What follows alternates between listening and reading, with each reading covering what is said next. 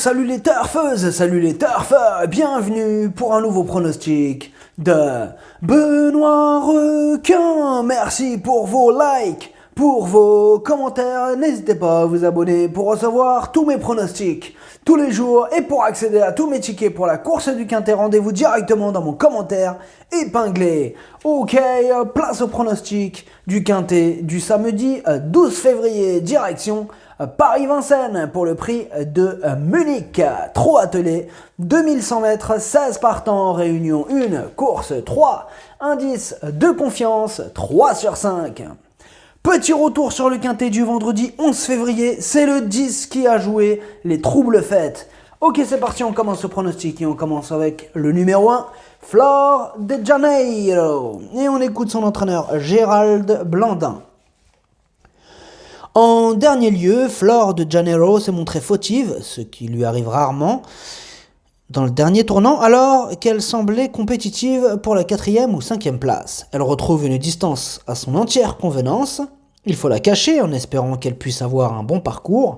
Elle est très bien, mais comme le lot est de qualité, il faut plutôt la voir en fin de combinaison. Alors, ce que j'en pense de Flor de Janeiro, elle reste sur 3 échecs consécutifs et ça refroidit un peu, mais on se souvient de sa 4e place à 120 contre 1 dans le Quintet du 9 décembre. Petite méfiance. Le numéro 2, Dexter Château, et on écoute Christian Bijon. La dernière fois, Dexter Château n'a pas eu un très bon parcours. Cette sortie date d'un peu plus d'un mois et j'aurais préféré qu'il ait une course ensuite. Mais cela lui donne un petit bol d'air aussi. Il n'est peut-être pas à 100%, mais n'est pas mal. Il faut qu'il ait un bon numéro, plutôt côté corde. Il peut être dans le coup. Alors, ce que j'en pense de Dexter Château, il a eu son bon numéro avec son numéro 2. Par contre, on ne peut pas dire que ce soit un grand modèle de régularité. Ces 9 dernières courses, il n'a fini que 3 fois à l'arrivée. Maintenant, il a quand même mérité d'un bon numéro, donc à voir. À l'issue d'un bon parcours, il peut cette fois-ci espérer se mêler à l'emballage final. Le numéro 3, Fric du Chêne, et on écoute Julien Lemaire. Dans le prix de Lille, sur les 2100 mètres, Fric du Chêne n'a pas été heureux, sans quoi il aurait terminé plus près. Ensuite, dans le prix du Forez, il court très bien à la 5e place dans un superbe lot. Le rythme était très rapide, il a repris de la fraîcheur depuis, il est beau et montre de l'envie à l'entraînement. Il retrouve Paul Ploquin qui le connaît bien, il va faire sa course. Alors, ce que j'en pense de Fric du Chêne, tout d'abord, c'est lui le 8e de mon pronostic. Il est dans sa catégorie, lui aussi a le défaut de ne pas toujours répéter ses bonnes sorties, mais s'il est décidé cette fois-ci, il a les moyens de terminer à l'arrivée. Le numéro 4, Cicero Noah. Et on n'aura pas les commentaires de l'entraîneur de ce numéro 4. Alors, ce que j'en pense de Cicero Noah, ses 4 dernières courses, 3 échecs. Il a déjà fait ses preuves à ce niveau, mais ses dernières sorties nous refroidissent un peu. Le numéro 5, Décoloration, et on écoute Jean-Michel Baudouin. Décoloration est parti sur une faute dans le prix du Langeais, cela peut lui arriver. Quoi qu'il se passe, cet engagement sur les 2100 mètres était à son programme. Elle est restée en très bonne forme au travail, elle est bien placée avec le 5, Ampi-Ahmed SM et la jument à battre. Maintenant, la mienne doit jouer un premier rôle, elle a ma confiance. Alors, ce que j'en pense de Décoloration, elle n'a plus à faire ses preuves à ce niveau, elle a hérité d'un super numéro, il y a de la revanche dans l'air. Le numéro 6, Cal Crown, et on écoute Thomas Malgvist. Dans le prix du Luxembourg, Cal Crown a eu un bon comportement, d'autant qu'il s'est lancé en seconde ligne. Depuis, à l'entraînement, je le trouve vraiment bien. Ce n'est pas un cheval très chanceux en compétition, mais il vaut les adversaires qu'il rencontre. On est bien placé en première ligne, il peut terminer sur le podium. Alors, ce que j'en pense de Cal Crown, il vient de remettre les pendules à l'heure en terminant 5e du Quintet du 29 janvier. Une confirmation est attendue. Le numéro 7, Dear Friend, et on écoute Ron Creeper. La dernière fois, en seconde ligne, dans un très bon lot, Dear Friend a été victime d'un très mauvais parcours. Elle a bien récupéré, tout va bien. Ici, elle est en première ligne, ce qui est beaucoup mieux. Elle démarre vraiment vite, jugée sur sa performance précédente, deuxième du prix de Lille sur ce même tracé, elle peut être dans les 5 premiers. Alors ce que j'en pense de Dear Friend, mieux vaut ne pas la condamner sur son dernier échec. Auparavant, elle avait terminé deuxième du quintet du 9 janvier. Réhabilitation en vue. Le numéro 8, Global Trustworthy. Et on écoute personne? Comment ça? Ah bon? D'accord. Bon, on n'a pas les commentaires de l'entraîneur de ce numéro 8. Alors, ce que j'en pense de Global Trustworthy.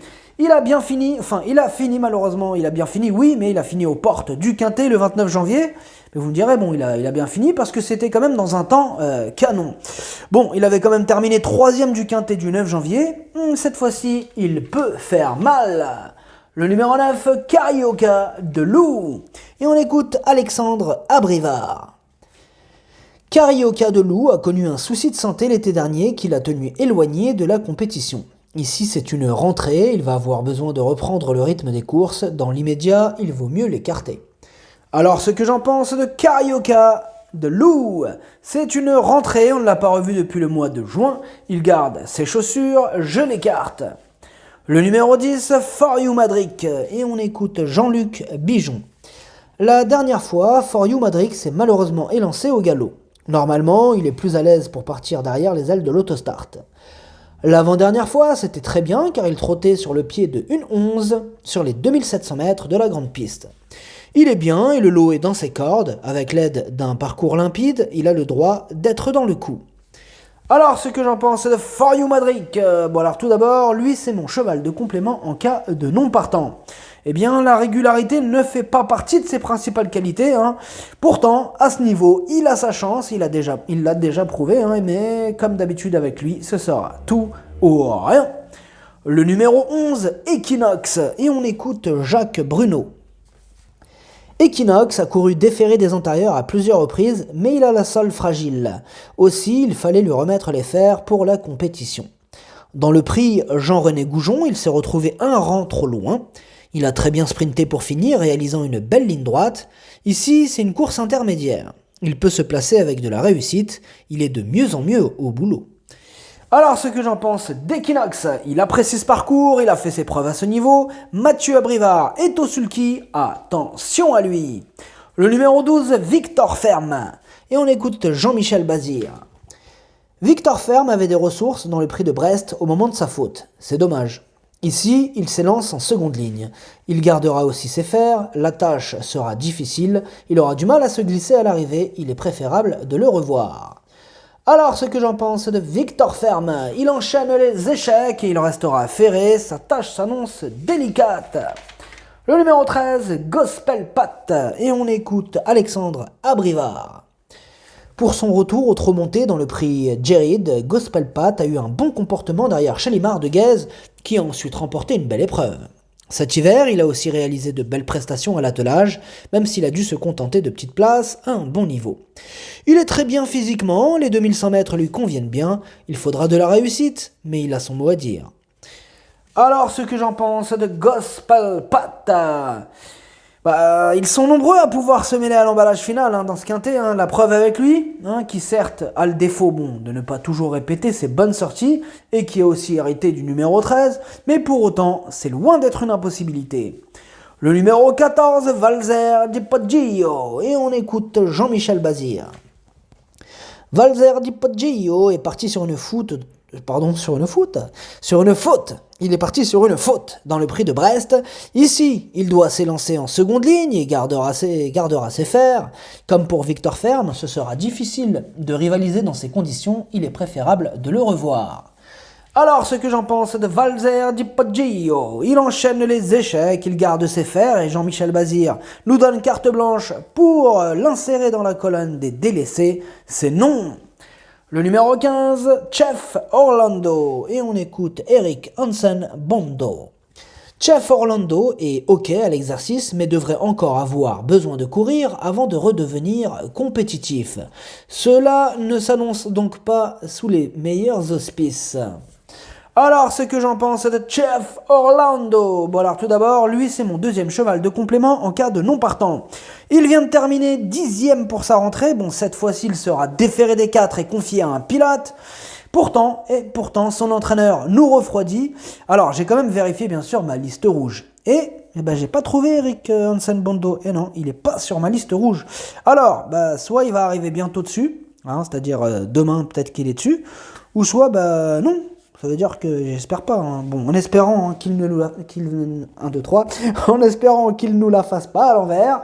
Mais bon, je m'en méfie un peu quand même. Je m'en méfie un peu de ce 15 quand même. Ouais. Le numéro 16, Ampi Ahmed SM. Et on n'aura pas les commentaires de l'entraîneur pour ce numéro 16. Alors, ce que j'en pense d'Ampi Ahmed SM, elle est pétrie de qualité, elle reste sur une disqualification, mais bon, avant ça, elle enchaînait les victoires, elle s'annonce redoutable. Le pronostic, ça donne 16, 5, 8, 7, 11, 6, 2. Merci d'avoir suivi cette vidéo. N'hésitez pas à vous abonner pour recevoir tous mes pronostics tous les jours et pour accéder à tous mes tickets pour la course du Quintet, rendez-vous directement dans mon commentaire épinglé. À jouer avec modération. Bonne chance. Chopez-le moi. Ciao.